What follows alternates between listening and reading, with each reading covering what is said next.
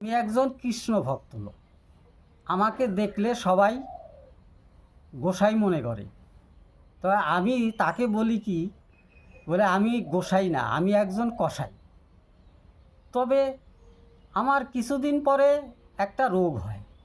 সেই রোগের চিকিৎসা করতে যাই ডাক্তারের কাছে।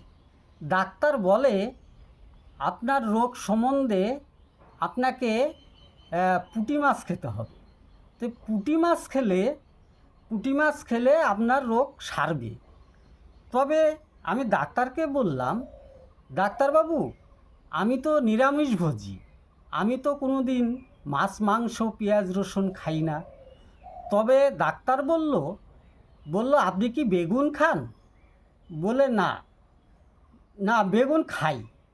তো বেগুন যদি খান তাহলে বাজার থেকে আপনি 1 কেজি পুঁটি মাছ নিয়ে আসবেন। সে পুঁটি মাছ এনে বাড়িতে রেখে দিবেন, যে কোনোভাবে পুঁটি মাছটাকে পচাবেন। পুঁটি মাছ পচানোর পরে তারপরে ওই পুঁটি মাছটাকে রেখে দিবেন। রেখে দেওয়ার পর তারপরে আপনি যে কোনো একটা বেগুনের চারা এনে পুঁটি মাছ পচানো দিয়ে যে কোনো জায়গায় একটু গাছটা রাখবেন। রাখার পরে সেই গাছে যে বেগুনটা হবে সেই বেগুনটা আপনি খাবেন, তাহলেই আপনার রোগ মুক্তি হবে, আপনার পুঁটি মাছ খেতে হবে না। তবে যে ভিডিওটি দেখলেন আপনারা একটু লাইক করবেন। রাধে রাধে।